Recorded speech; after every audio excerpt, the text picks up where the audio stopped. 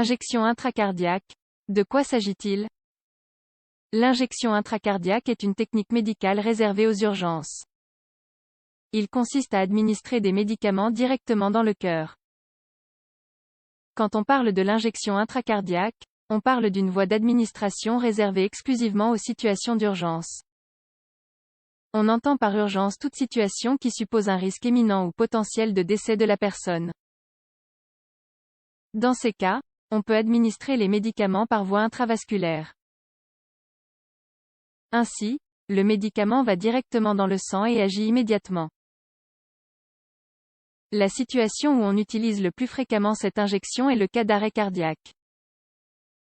Elle est très efficace car elle saute la phase d'absorption du médicament, c'est-à-dire que tout ce qui est introduit agit directement. Il n'y a pas de période intermédiaire d'absorption. De cette manière, 100% de la dose administrée est utile.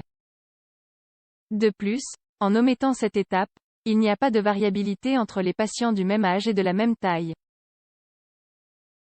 Cela vous permet de calculer la dose appropriée de manière précise, ce qui est très utile dans ce type de situation où le patient est inconscient. Comment s'effectue l'injection intracardiaque? À chaque battement, le médicament se répand dans l'ensemble du corps.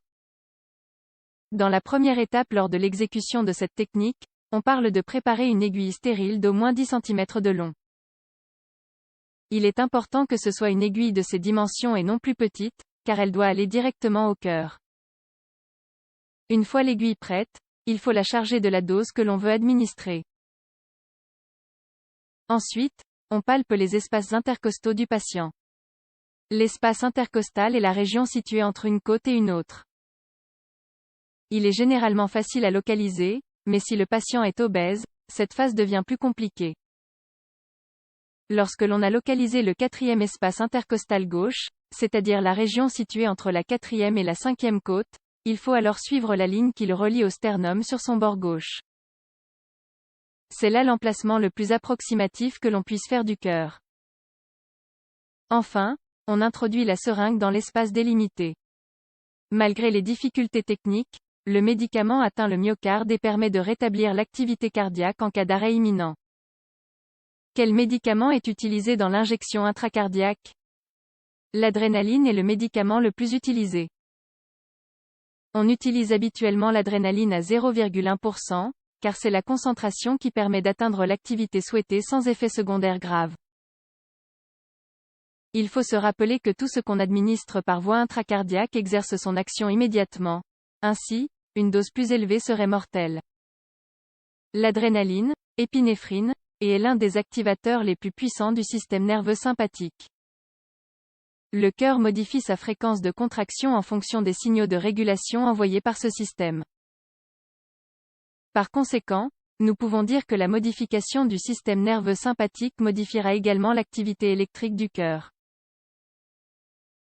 Plusieurs études ont montré qu'une injection intracardiaque d'adrénaline jusqu'à 5 minutes après un arrêt cardiaque améliore les chances de survie. Elle est efficace, bien que pas dans 100% des cas bien sûr.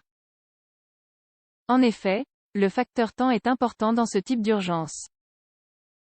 Ainsi, le taux de survie présente une relation directement proportionnelle à la précocité dans l'administration. Quel est le bon moment pour utiliser cette technique? L'injection intracardiaque est presque exclusivement réservée à l'adrénaline en cas d'urgence. On ne recommande pas l'injection intracardiaque lors d'un massage cardiaque. Il est préférable de pratiquer les techniques de réanimation cardio-pulmonaire et l'injection séparément afin que le médicament puisse accéder complètement au myocarde. Cela réduit l'ischémie cardiaque. L'ischémie est le processus que subissent les cellules lorsqu'elles meurent parce que le sang ne vient pas les nourrir. Ce processus est présent dans de nombreuses pathologies cardiaques, mais la maladie la plus répandue est l'infarctus du myocarde. Quand une personne est en arrêt cardiaque, le cœur cesse de pomper le sang vers le reste du corps et déclenche le processus d'ischémie.